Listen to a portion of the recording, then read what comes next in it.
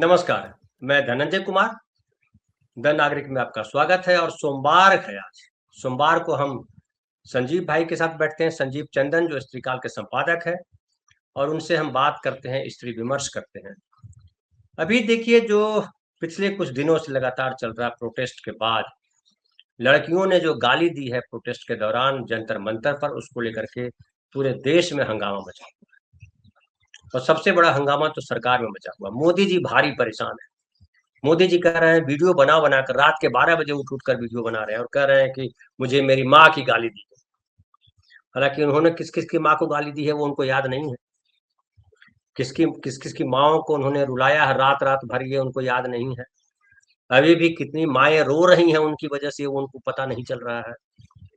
दो लड़कियों का मैं खास तौर पे जिक्र कर रहा हूँ। एक जो है श्रद्धा सिंह है, जिसका बीबीसी ने एक छोटा सा इंटरव्यू लिया है। उसमें वो बता रही है लड़की की, प्रोटेस्ट के दौरान लड़कों के बीच में रही, लेकिन मुझे किसी ने बैड टच नहीं किया, किसी ने मुझे गलत तरीके से कमेंट नहीं किया, लेकिन प्रोटेस्ट में जाने को लेकर जिस तरह से मैं ट्रोल की जा रही हूँ, मुझे इंटरनेट पर बैठने की हिम्मत नहीं हो रही। और कह रही है कि पीएम को इस पर ध्यान देना चाहिए। एक ये मैं दो उदाहरण खाली दे रहा हूँ, संजीव भाई आपके सामने रख रहा हूँ। दूसरा रुचिका सिंह है, जिसका वीडियो बड़ा वायरल हुआ, जिसने उसने माफी मांगी उसने, और बाकायदा एकदम जिसको कहते हैं माफी का वो लेवल के एकदम नीचे झुक करके, मजबूर होकर के, तमाम तरीके के दबाव झेल करके उसने माफी मांगी। और वो कह रही है लड़की अब कि अननोन नंबर से उसे कॉल आ रहे हैं और कह रहे हैं कॉल करने वाले कि जहां दिखोगी रेप कर देंगे। ये तो गुंडे कर रहे हैं। और जो पुलिस है वो लगातार मेरे घर आ रही है, सुबह भी आती है, शाम भी आती है, मुझे ऐसे ढूंढ रही है जैसे मैंने कोई बड़ा क्राइम कर दिया है। मैंने माफी भी मांग ली है, और वो कह रही है कि मैं पुलिस को बहुत दिनों तक झेल नहीं पाऊंगी। एक संजय सिंह का वीडियो भी बड़ा वायरल हो रहा है, संजीव भाई, अभी उसके बाद का। संजय सिंह बोल रहे हैं कि प्रधानमंत्री आप इतने घटिया आदमी हो, इसकी उम्मीद नहीं। इससे ज्यादा क्या कहा जा सकता है। एक सांसद बोल रहा है इतने घटिया आदमी। और वो तो दिखाई पड़ रहा है, पिछले 12 सालों से हम लोगों ने देखा है कितने महान आदमी है वो नरेंद्र मोदी। लेकिन लड़कियों का जो स्वरूप है, मैं समाज में भी देख रहा हूँ। नरेंद्र मोदी जी को तो तकलीफ हो ही रही। नरेंद्र मोदी जी ने एक भक्त वर्ग तैयार किया है देश के भीतर, जो सबको माँ बहन की गालियां देते हैं, लड़कियों को धमकाते हैं, गुंडे चले जाते हैं, पुलिस भी उस तरह से बात करते हैं। एक पूरा समाज है, और उस समाज में जो है वो स्त्रियों को उसी दायरे में देखना चाहते हैं जिसमें स्त्रियां दबी हुई हो, लड़कियां दबी हुई हो, उनको बोलते हुई लड़कियां, आजाद लड़कियां, बदलती लड़कियां, गाली देने वाली लड़कियां बड़ी परेशान कर रही हैं। क्या आपको भी परेशान कर रही हैं लड़कियां? देखिए धनंजय जी, मुझे तो उत्साहित कर रही हैं लड़कियां। और लगता है हम लोगों ने एक बार और इस पर पहले भी बात की थी, जब ये प्रधानमंत्री जी के माफी स्वांग, माफी अभियान, ये सब, और उसके पहले जो पुलिसिंग और तमाम चीजें हुई, पुलिस वालों के जो रिश्तेदार घायल हुए उनको सामने ला करके जो ऑप्टिक्स आए, उसके पहले भी हम लोगों ने एक बात की थी आंदोलन में लड़कियों की भागीदारी को लेकर, नेहा नेहा बोरा को लेकर के खास की बात की। नेहा बोरा को लेकर। और देखिए आंदोलनों में, पीछे के भी और सारे आंदोलनों में जहां लड़कियां शामिल हुई हैं, वहां सच में अच्छा माहौल रहा। जो वो लड़की कह रही है कि उसे कहीं कोई गलत फील नहीं कराया, कहीं कोई गलत फील नहीं कराया गया। वो जो उनकी टेस्टिमनी है वो एक सच्ची टेस्टिमनी है। लेकिन प्रधानमंत्री ने अलग अलग तरीके से जेन जी को एड्रेस करने की कोशिश की है। प्रधानमंत्री बॉबी बूमर हैं, जेन बूमर है। 1946 से 64 के बीच में जो पैदा लोग हैं उनको बेबी बूमर्स कहते हैं। और वो जेन जी के लिए परदादा पीढ़ी तक पहुंच गए, एक तरह से दादा पीढ़ी तक। अभी वो बस अगली पीढ़ी भी, अल्फा वाली भी, उसका भी एज अब खत्म होने वाला है। अब नया बीटा, डिट्टा, थिट्टा, पता नहीं क्या नाम दिया जाएगा, लेकिन कुल मिलाकर के वो 80 की ओर जा रहे हैं। वैसे में उनकी बौखलाहट दिखती है बच्चों। यदि इस यंगर जनरेशन ने, ये लोग जो बच्चे आपको ये भी सिखा रहे हैं कि हमें बच्चा मत कहिए, क्योंकि आंदोलन पॉलिटिकली, आप जैसे ही हमें बच्चा कहते हैं तो आप हमें पॉलिटिकली डिमीन करने की कोशिश करते हैं। तो ये भी बच्चे आपको सिखा रहे हैं। वैसे में जब आपको सीखना पड़ेगा धनंजय जी, आपको भी सीखना पड़ेगा, मुझे भी सीखना पड़ेगा। मेरे लिए भी अभी की जिसका नाम अल्फा पीढ़ी दिया गया 2012 के बाद, मैं पीढ़ियों के हिसाब से सोच रहा था, तो वो हम लोग भी दादा पीढ़ी की ओर पहुंचे। ये जरूर है कि हम सबसे अंत वाले हैं, एक्स के सबसे, हम लोग जनरेशन एक्स हैं, नाम जो दिए गए हैं। तो जनरेशन एक्स जब खत्म हो रहा था तब मैं पैदा हुआ था, थोड़ा आगे पीछे आप पैदा हुए होंगे, जनरेशन एक्स के मिड में पैदा हुए होंगे। हमें भी इसके बावजूद कि फेमिनिज्म के माहौल में काम करने की कोशिश करता हूं, व्यवहार और भाषा में खुद को एक स्त्रीवादी फ्रेम में रखने की कोशिश करता हूं, तब भी बच्चे बहुत कुछ, ये जो देखिए बच्चे ही आ रहा है, तो ये जो स्टूडेंट्स हैं बहुत कुछ सिखा रहे हैं। हम आप जीवन भर स्टूडेंट रहते। तो प्रधानमंत्री ने, बाकी उनकी सारी चीजें छोड़ दीजिए, एक स्टूडेंट ने, मेल स्टूडेंट है, उसने एक वीडियो जारी करके प्रधानमंत्री के ये जो माफी वाला वीडियो है उसका बड़ा अच्छा एक्सप्लेनेशन किया है, 1 सवा 1 मिनट। और उसने कहा कि आप जैसे ही हमें बच्चा कहते हैं, आप हमें इन्फेंटाइज करते हैं, हमें बच्चा बनाते हैं, हमारे पॉलिटिकल क्षमता सोच पर सवाल करते हैं। और दूसरी बात वो कह रहा है कि देखिए आप कहां प्रॉब्लम में हैं, आप फ्रेंड्स से शुरू होते हैं, संवाद आप फ्रेंड्स से करने आए हैं, और फिर अचानक से आप हमारे चाचा पीढ़ी और आप अपनी पीढ़ी से बात करने लगते हैं। आप कहने लगते हैं हमारे बच्चे भटक गए।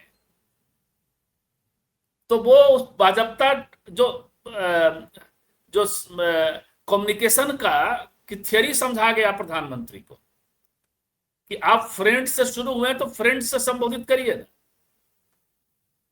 आपको समाज की। उसके बाद वो कहते हैं कि फिर आप लड़कियां गाली दे रही है, ये आपको ज्यादा कल्चरल शॉक लग रहा है। यानी गाली तो सिर्फ अंकल लोग दे सकते हैं। नहीं, कल्चरल तो शौक जब उन्होंने बोला तो मुझे शौक लग गया। पता नहीं मोदी जी चांद पे पैदा हुए थे, बड़े हुए थे कहाँ। मैं जहाँ पैदा हुआ बड़ा हुआ संजीव भाई, गांव में, वहां मैं सुबह से लेकर के रात तक गालियां सुनता था लोगों के। कोई ना कोई लड़ रहा है, कोई स्त्री पुरुष लड़ रहे हैं, स्त्री स्त्री लड़ रही है, नॉर्मल बात कर रहे हैं। गालियों के बीच में बड़ा हुआ हूँ मैं, गांव की बात कर रहा हूँ। मोदी जी पता नहीं किस धरती पे पैदा हुए, मंत्री के घंटी के बीच पैदा हुए, कहाँ पैदा हुए, मुझे नहीं पता। लेकिन गालियां तो हमारे समाज में कीर्तन की तरह है। नहीं, प्रधानमंत्री के खुद जो गालियां हैं, मैंने प्रधानमंत्री ने जो खुद कहा है वो द्व्यर्थ में गालियां ही हैं, और कभी कभी सीधे अर्थों में गालियां हैं। नहीं, कांग्रेस की तो विधवा का मतलब क्या होता है? जर्सी गाय का मतलब क्या होता है? 50 करोड़ की गर्लफ्रेंड का मतलब क्या होता है? हाइब्रिड बछड़ा का मतलब क्या होता है? तो ये प्रधानमंत्री, और प्रधानमंत्री को ये भी पता है। कितनी बार हम लोग कहें कि ट्विटर पे कितने लोग कैप्शन लिखते हैं कि proud to be followed by the prime minister Narendra Modi, और वो गालियां देते हैं, हमें आपको गालियां देते हैं। इस वीडियो से गुजरेंगे तो फिर गाली दे देंगे। प्रधानमंत्री पिछले 12-14 साल से कल्चरल शॉक में नहीं आए। लड़कियां दे रही हैं गालियां। कल्चरल शॉक क्या होता है? और दूसरी बातों पे मैं नहीं जा रहा हूं कि बिल्किस बानो मुझे के तो साथ यही क्या नहीं हुआ। पता है संजीव भाई कि कल्चर क्या है आपका, हिंदुस्तान का कल्चर क्या है, मुझे अब तक समझ में नहीं आया। आप कल्चर, आपको तो कल्चर आपको बता दिया इन स्टूडेंट्स ने कि कल्चर क्या है। तो ये जो है धनंजय जी, उसके बाद वो कहता है कि तो ये आप ये क्या करने लगे।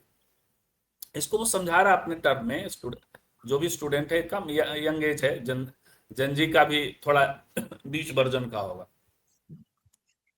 तो वो समझा रहा है कि ये इसको मेंस प्लेनिंग कहते हैं। वैसे उसमें हम दोनों भी दायरे में आ सकते हैं। जब हम दोनों पुरुष होते हुए स्त्रियां क्या करें बताने लगे, और उसमें थोड़ा ऐसा ज्ञान बताएं कि जिसमें वो डिमीन हो जाए, तो वो उसको मेंसप्लेनिंग कहते हैं। आप उनके मापक तय कर रहे हैं और आप बता रहे हैं कि ये करना है, ये गाली देना ठीक नहीं है। तो आपने फ्रेंड्स से आप शुरू हुए और ये कर दिए। माफी आप मांगने की बात की, वो तो क्रूर बात है। वो आप सोचिए, नाटक में उसका इमेज बनेगा तो कैसा। आप तो नाटक सिनेमा के आदमी हैं। एक लड़की जिसके घर पे पुलिस टॉर्चर कर रही है, लड़कियां जिन्हें इनके भक्त लोग ट्रोल कर रहे हैं, प्रधानमंत्री जी के इनके समर्थक ट्रोल कर रहे हैं, गालियां दे रहे हैं, रेप तक की धमकी जो उसकी टेस्टमनी है, उस वक्त प्रधानमंत्री कहते हैं कि मैंने तुम्हें माफ कर दिया। अब मैं चेहरे पे भी थोड़ा बिंब लाने की कोशिश कर रहा हूं, यानी नहीं किया होता तो क्या होता तुम्हारे साथ, सोचो। और उसके बाद आप नाटक और सिनेमा का आदमी हैं, और ठीक उसी वक्त जब 12 बजे के बाद लोग सोकर उठते हैं, सुबह प्रधानमंत्री का ये मैसेज देखते हैं, तो 15 साल की बच्ची का माफीनामा सामने, रुआंसा चेहरा, डरा हुआ चेहरा, और जो बात कह रही है। अब इन सब को आप जरा स्टेज पे फिल्मा लीजिए, अब प्रधानमंत्री को दिखा दीजिए। यदि प्रधानमंत्री में थोड़ा सा भी कल्चरल सेंस होगा, कल्चरल शॉक लग रहा है तो कल्चरल सेंस भी हो, तब वो समझ जाएंगे कि क्या हो रहा है। तो ये है मसला। इसलिए जो लड़कियां हैं हर स्टेज पे बदलती हैं। यदि आप जो शब्दावलियों में, जिन टर्म्स में यदि जनरेशन को समझना चाहें, थोड़ा अब और हिस्ट्री में, अपना एपिसोड भी कुछ इस तरह से है, तो हम आपको हिस्ट्री में लेके चलते हैं। देखिए, अब ये नाम वाम शुरू हुआ 1946 के से 64 के बीच, बेबी बूमर्स कहलाए, जिसमें प्रधानमंत्री खुद हैं। आगे पीछे होंगे, एक आध साल आगे पीछे, वो 47 से 48 के हैं, और 46 से 64 वाले, यानी शुरुआती दौर के ही। तो उसके पहले की जो पीढ़ी है उसमें थोड़ा थोड़ा सा पहले इंदिरा गांधी हैं, और यदि आप कहें उनसे पहले वाली पीढ़ी के अंतिम दौर में राजीव गांधी हैं। मोदी जी उनके दौर में 1950 के, मोदी जी 1950 के। हाँ, तो बेबी बूमर्स हैं। और अब ये जो नई पीढ़ी समझती है जिस भाषा में, उस भाषा में मैं कह रहा हूं, अभी जिस रूप में वो हमारे सामने हैं, जब वो पैदा हुए होंगे तब जवाहरलाल नेहरू उनके सामने होंगे, उस रूप जिनसे उन्होंने 12-13 साल की उम्र तक कुछ सीखा नहीं, वो संघ में दीक्षा ले रहे थे। अभी श्यामा प्रसाद मुखर्जी थे। 1964 में तो नेहरू जी की मृत्यु हो गई थी। बिल्कुल, 14 साल तक गए ना ये। देखिए, नेहरू जी से नहीं, श्यामा प्रसाद मुखर्जी से भी पीढ़ियां जो है खुद। अब ये देखिए, ये तो बच्चे, ये जो स्टूडेंट्स आंदोलन हुआ, जिसको जेनजी आंदोलन कहा जा रहा है, इनके भीतर का जो जेनजी है, इस पीढ़ी का जो दक्षिणपंथी जेनजी है, वो भी इनसे, इनकी शब्दावली से ज्यादा खतरनाक शब्दावली में इनसे संवाद कर रहा है। इनको कह रहा है वहां क्यों नहीं जा रहे। ऐसे कई लेखक, पत्रकार, गायक, जो योगी से ज्यादा, ये नरेंद्र मोदी से ज्यादा योगी, इनकी दुनिया के लोग भी तो हैं ही ना। ऐसा नहीं है कि जो जंतर मंतर पे लोग थे वही भारत के अंतिम सत्य हैं। वो भी भारत के एक हिस्से का सत्य है। एक हिस्से का सत्य तो इनका जो जेनजी है, जो आरएसएस, विश्व हिंदू परिषद, बजरंग दल का जो जेनजी है, जो इनके टकसाल पे ढला है, जो अभी काउंटर लड़ाइयां लड़ रहा है आगे पीछे, जेनजी, जेनवाई जो भी होंगे, जनरेशंस की बात कर रहा हूं मैं, जेन का मसला अलग है। तो वो भी लेकिन इनको डिस्कार्ड कर रहा है, और ये भी एक संवाद कर रहा है। तो अब दोनों के जरा संवाद को सुनिए और कौन बेहतर कह रहा है। एक इनको डिस्कार्ड कर रहा है कि आप जो है मस्जिद उस्जिद बढ़िया से तोड़ नहीं रहे। एक डिस्कार्ड कर रहा है कि मुसलमानों को आप चूड़ी टाइट ढंग से नहीं कर रहे हैं, यहाँ के अल्पसंख्यकों को। इनका वाला जो डिस्कार्ड कर रहा है, इनका वाला जो डिस्कार्ड कर रहा है, ये इनसे पूछ रहा है कि भाई, और उनको योगी थोड़ा ज्यादा पसंद आ रहे हैं। तो आप देखिए जनरेशन का ये, तो उसमें महिलाओं वाली बात, इस तो छोड़िए, यहां ज्यादा भटकेंगे। महिलाएं उस दौर में भी बात करती थी। भारत में जब राइट्स बेस्ड बातचीत शुरू हुई थी और कांग्रेस ने जब अधिकारों के लिए, महिला अधिकारों के लिए प्रस्ताव आजादी के पहले बनाने, चार्टर बनाने शुरू किए, तो उसमें शब्दों को लेकर, शब्दावली को लेकर के वहां उपस्थित हंसा मेहता और दूसरे लोगों ने, हंसा मेहता तो यूनाइटेड नेशन में भी लड़ती थी, यूनाइटेड नेशन में भी कहा कि मेन शब्द का प्रयोग नहीं करें, पर्सन शब्द का प्रयोग करें, जिसमें मेन विमेन दोनों आए। वैसे ही उन्होंने कांग्रेस के चार्टर पे सवाल किया शब्द को लेकर के। और अभी देखिए बातचीत आई है, तो चूंकि मैं वो रेफरेंस पे चला गया, नहीं तो वो एग्जैक्ट विवाद क्या था, लेकिन ये जरूर था कि वो फॉर्मेट ये था कि जो कांग्रेस का चार्टर है उसमें यह कि महिलाओं को हम सशक्त करेंगे, देंगे, लेकिन महिलाएं कह रही थी कि इस शब्दावली में बात मत करिए। नेहरू ने कहा कि इसमें संकट कहां है। तो चूंकि नेहरू आज जो है बेबी बूमर वाला, इनके वाले उसमें थे, नई पीढ़ी, हालांकि उनके तुरंत बाद की हंसा भी थी और दूसरे लोग भी थे।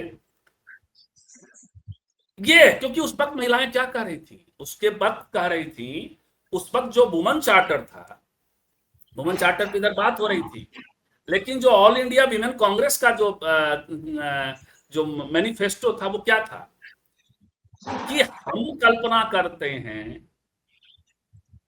कि महिला, पुरुष आगे आगे स्वतंत्र चल रहा है, महिला लदी फदी थकी सी बेटे बच्चे को लिए चल रही है गोद में, हम इसकी कल्पना नहीं करते।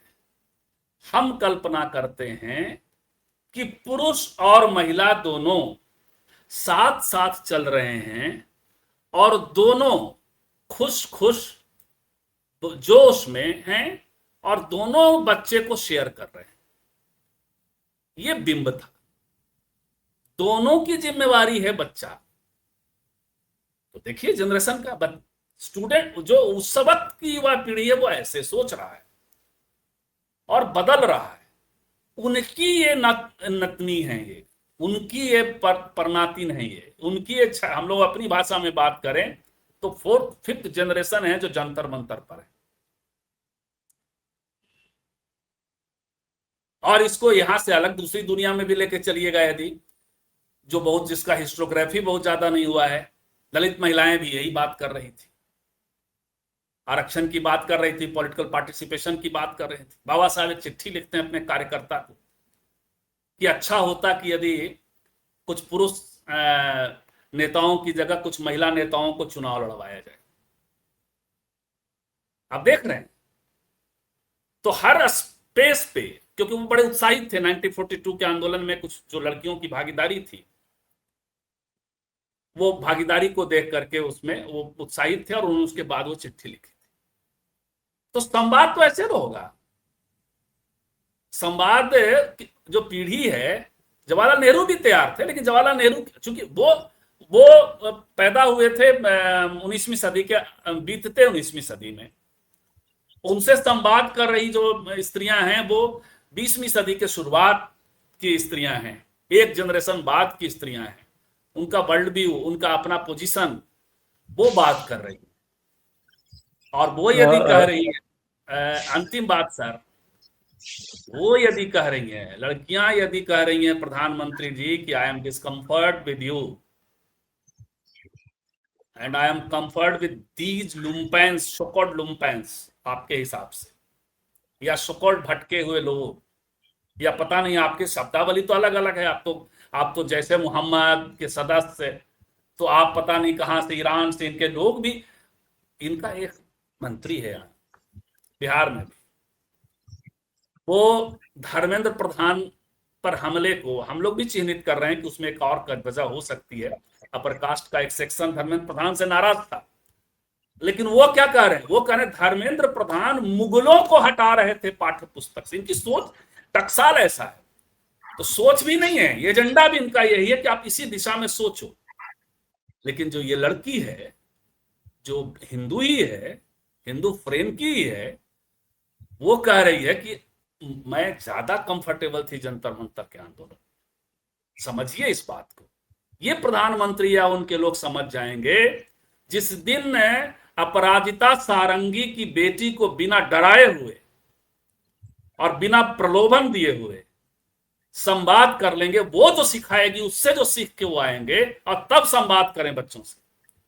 बच्चे देखिए हमारे, चूंकि ठीक है जनरेशन का मसला है, बच्चे बच्चे कहने का अलाउ कर दें, इतना भी प्रधानमंत्री वाला इरादा नहीं हमारा बच्चा कहने, क्योंकि हम जानते हैं कि पॉलिटिकली आपने एक बड़ा मैसेज पूरे देश और दुनिया को दिया है। तो आप अपराजिता सारंगी की बेटी से थोड़ा बात कर लीजिए।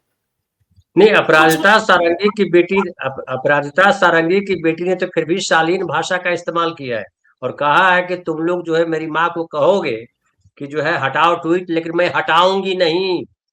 लेकिन वो आईएएस अफसर की बेटी है, लेकिन आप कल्पना कीजिए कि जो असम का जो मंत्री है महंता, उसकी बेटी ने जो जंतर मंतर पर किया, उससे कैसे संवाद करेंगे? उसको तो थ्रेट दे रहे हैं। उसको उसके साथ क्या संवाद किया, क्या कहा हेमंता विश्व शर्मा ने? हेमंता विश्व शर्मा ने कहा कि वो गुमराह हो गई है, उसको हम बैठ के समझाएंगे। हेमंता विश्व शर्मा उस लड़की को क्या समझाएंगे? हेमंता समझते हैं, हेमंता पॉलिटिकल पावर लेने गए हैं वहां, वो खिलाड़ी हैं, वो समझते हैं कि हमको उस बच्ची से सीखना है। आप कुछ मत करिए, आप एक टीम, प्रधानमंत्री जी को मैं एक सुझाव देता हूं, देवेंद्र फडणवीस जी की पत्नी के नेतृत्व में आप इन बच्चों, अपने ही जो अपने लोगों की यहाँ जो महिलाएं हैं, थोड़ा हेमंता जी की पत्नी को भी, उनको भी बुलाइए, हेमंता से अलग उनकी बच्ची को बुलाइए, महंता की बेटी अपराजिता सारंगी की बेटी को बुलाइए। इनको मत बुलाइएगा सुषमा स्वराज, वो पावर ले रही है आपसे, कायदे से पावर विहीन उनको भी बुला के देखिए, बांसुरी सारंगी को, ये बांसुरी स्वराज को भी। भाई वो जो आई थी सुषमा स्वराज, बांसुरी जी को याद नहीं होगा, ओपन मंच से उस वक्त कहा गया कि तुम कहां बैठोगे तो हमारे जान पे ठोका गया, या ये क्या बोलेगी, उनकी बेटी है वो, लड़के आई हैं सुषमा स्वराज, और पॉलिटिक्स उन्होंने फिर लेकिन बांसुरी को उसका एहसास नहीं दिखाई पड़ता कहीं, नहीं नहीं, वो आप रत्ती भर नहीं ठीक दिखाई है, वही पड़ता है आप सुषमा सुनिए ना, स्वराज का वोट है। मैं कहा कह रहा हूं, मैं कह रहा हूं कि फडणवीस जी के नेतृत्व, पत्नी के नेतृत्व में, अमृता फडणवीस के नेतृत्व में, और इन सब को बुलाइए, बांसुरी को भी बुलाइएगा, ये कह के कि आप रियल फॉर्म में आओ, पॉलिटिकल बार्गेनिंग के लिए मत आओ कि हम ऐसा करेंगे तभी हमारा प्रमोशन होगा बीजेपी। रियल शेप में उनसे भी, उनसे नहीं तो यदि उनकी बाल बच्चे हैं मुझे नहीं पता है, आप किसी को भी बुलाओ और उससे संवाद करके देखो। अनुराग ठाकुर की बेटी से भी जरा बात करके देखो, यदि अनुराग ठाकुर की बेटी और विदेश थोड़ा पढ़ लिख रही है ढंग से तो आपको बता देंगी।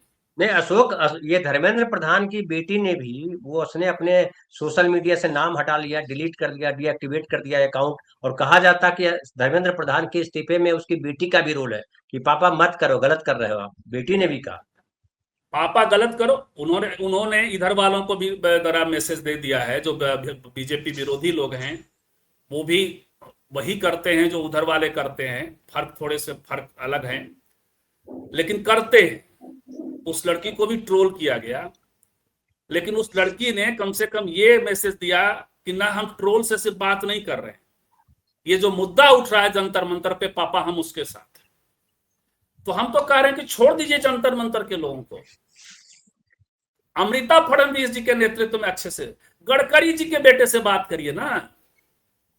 अब तो कहा जा रहा है कि नहीं, अब तो ये आ गया है, हालांकि विषय से हट जाऊंगा, उस पर जाइएगा मत आप, खाली न्यूज दे रहा हूं कि गडकरी जी के बेटे ने फाइनेंस किया जंतर मंतर के प्रोटेस्ट को। ये कहा जा रहा है राजनीतिक गलियारों में, बीजेपी के भीतर, ये जो प्रोटेस्ट अभिजीत दीपके जो आया और जो किया, वो फाइनेंस किया है उन्होंने, गडकरी जी के बेटे ने, ये कहा जा रहा है।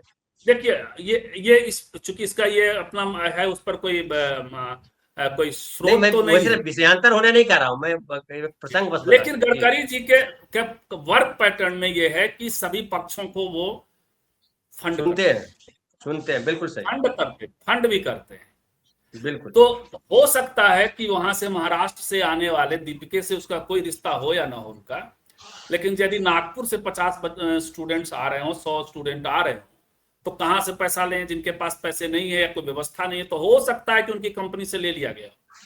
ये सब कार्यकर्ता करते हैं, उसमें कोई संकट नहीं है। कार्यकर्ताओं पर कभी एक दिन कराइएगा। मेरे एक मित्र थे, एक मराठी में किताब है कार्यकर्ता, अब नहीं रहे अशोक मेश्राम, उसका अनुवाद करना चाहते थे हिंदी में। कार्यकर्ताओं के फाइनेंशियल बिहेवियर पे मैं बड़ा उदार होना चाहता हूं धनंजय जी। कई साहित्य के भी कार्यकर्ता, एक साहित्य के कार्यकर्ता हुआ करते थे मजीद अहमद, और वो जब मरे तो मैंने कहा कि ये कलम का मजदूर मरा है।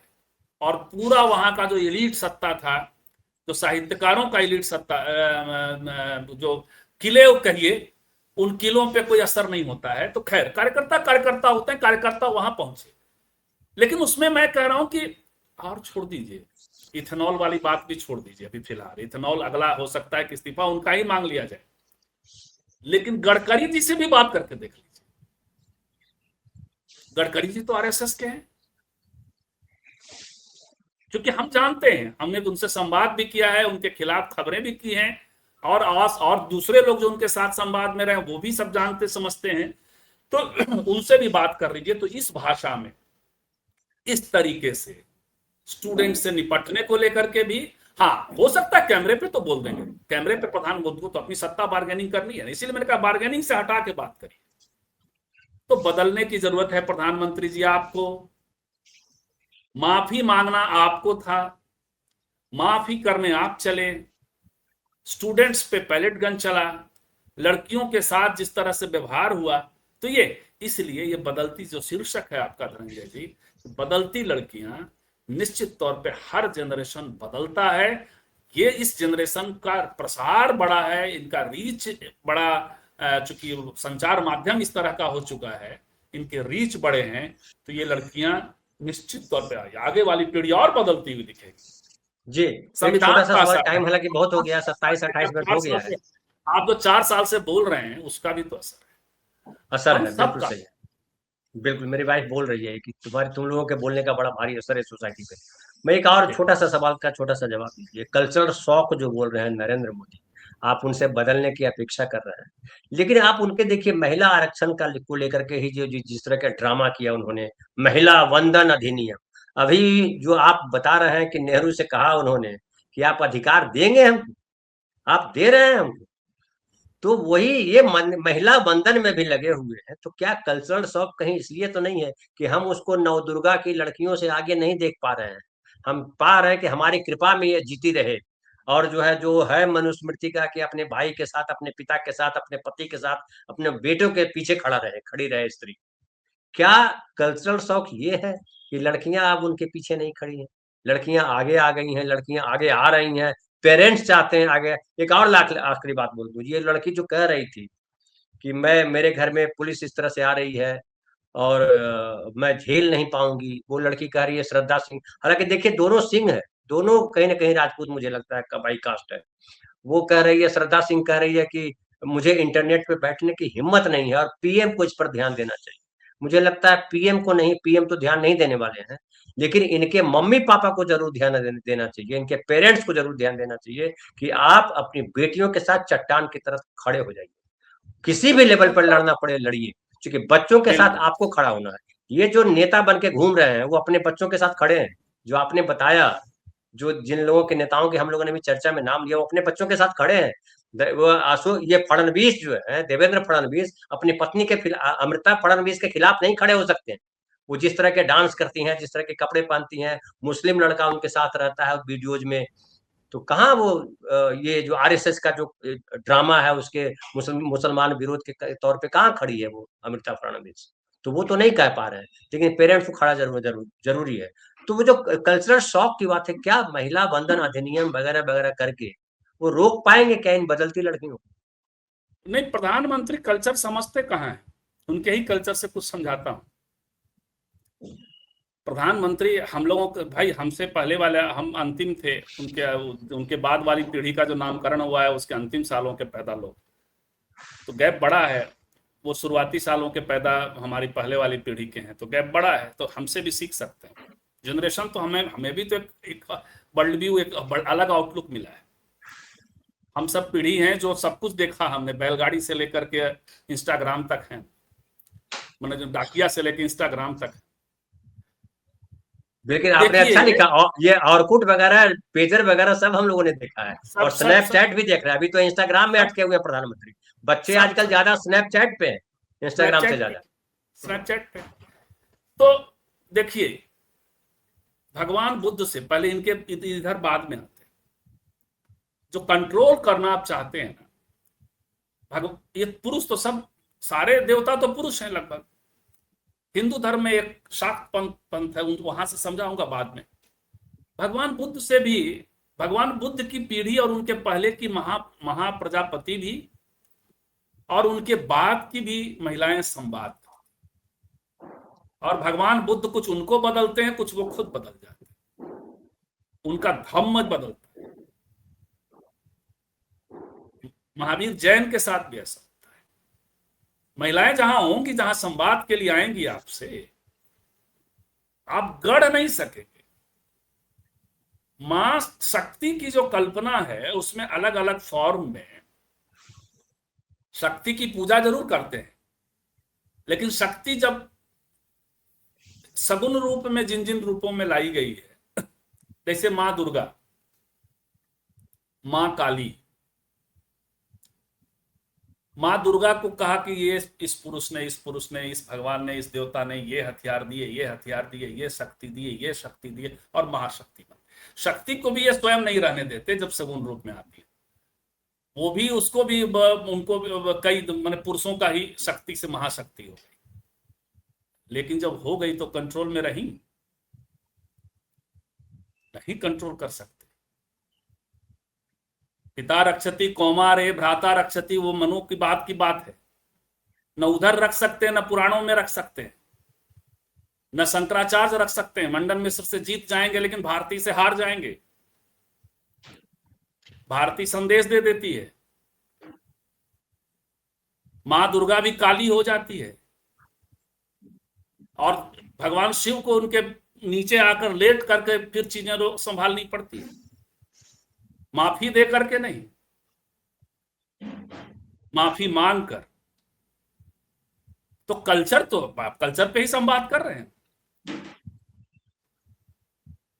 जब वो स्त्री बन गई, चलिए आप ही की शक्ति से बन गई, आपको स्तुति करनी पड़ती है। रावण से लड़ने के पहले राम को अपने कमल नयन देने पड़ते हैं। तो ये तो उनकी संस्कृति है। वहां से भी यदि कम से कम कल्चरल शॉक क्यों लगना चाहिए भाई? कल्चरल शॉक क्यों लगना चाहिए? शौक उनको लगा है कि गालियां देने वाली जो जमात उनकी थी, जो दूसरों के को, उसको वहां से उनको प्रधानमंत्री को गालियां मिली, और प्रधानमंत्री ने खुद को इतना वल्नरेबल कर लिया है कि इतना ज्यादा आउटरीच, अच्छी बात है, वो उनकी ताकत है।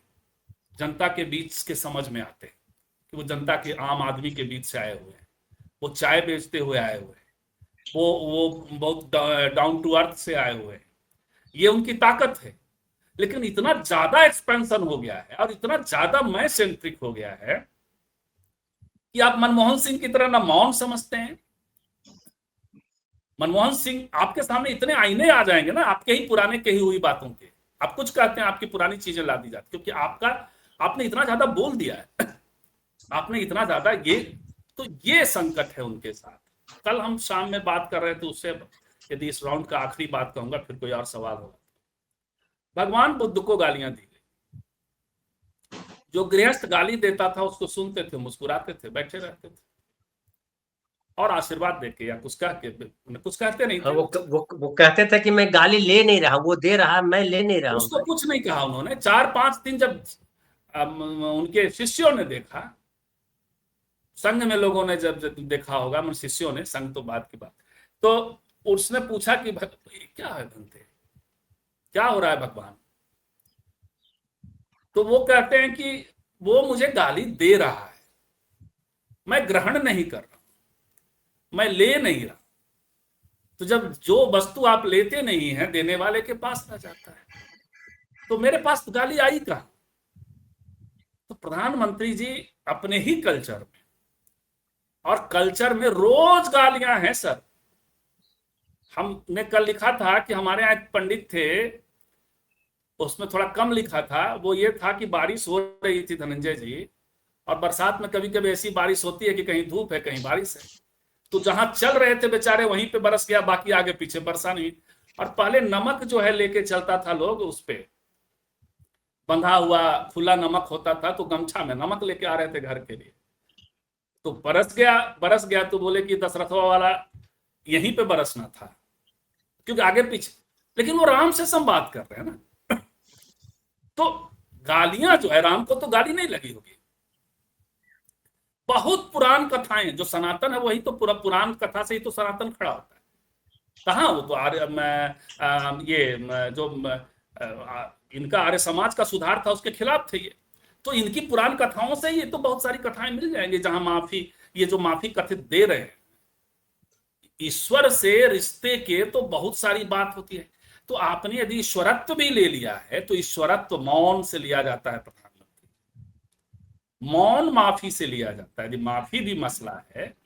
इसीलिए जो वैष्णव धर्म भी है, उसमें मुक्तियों के 3 प्रकार हैं। उसमें जो सर्वोत्तम मुक्ति है वो किसको पहले मिलती है? नंबर 1 पे किसका रिजर्वेशन है? कौन बुकिंग करता है? जो भगवान विष्णु का विरोधी है, जिसने भगवान विष्णु को लाखों गालियां दी है, उसको सबसे पहले मिलती है, क्योंकि वो उसकी व्यवस्था अलग है। भगवान विष्णु ने उसको यदि तो प्रताड़ना का उसका प्रसंग अलग है, लेकिन अंत में उसको सालोक्य मुक्ति है। तो ये है, तो आपको सीखना है, तो कल्चर तो आपके पास। ठीक है, ठीक है। हम लोग बात भी करते हैं तो बहुत सारा किस्सा गोई भी करते हैं, और ये अच्छा हम लोग के बातचीत करने का ढंग है, ये शैली जो है किस्सा गोई वाली, वो ज्यादा, कई लोग कह सकते हैं कि हम लोग विषय से कई बार हट जाते हैं, लेकिन हम विषय से हटते नहीं है, विषय को विस्तार देते हैं, विषयांतर नहीं आज तो होते हैं। हम ये आज तो बड़ा हम लोग विषय महत्वपूर्ण में है। ही है, और मुझे लगता है कि जो लोग समझेंगे, हमें लगता है कि हाँ, ये जो पीढ़ी है उसको कहानियां तो इन्हें भी समझ में आती है। नहीं, वो तो ये जो कहानियां सुनाना है, कहानियां नहीं सुनाएंगे तो फिर वो स्टेटमेंट की मनुष्य तरह चला जाएगा, फिर वो अंदर घुसेगा नहीं। सिनेमा का मनुष्य फॉर्म इसीलिए चलता है, विजुअल जी, ऑडियो विजुअल मीडियम जो है, वो इसीलिए बहुत ज्यादा ताकतवर है कि वो सिनेमा वो आता है, स्टोरी फॉर्म में आता है, वो नरेशन के फॉर्म में नहीं आता है केवल। तो बहुत बहुत धन्यवाद संजीव भाई, आप आए और आपने बात की, और आप तमाम साथी जो आप देख रहे हैं, आपका भी बहुत बहुत आभार। और हर सोमवार हम करते हैं, ये आपको पता ही है, तो हर सोमवार स्त्री विमर्श को देखिए, और शाम को फिर हम मिलते हैं चौपाल में। बहुत बहुत धन्यवाद, शुक्रिया।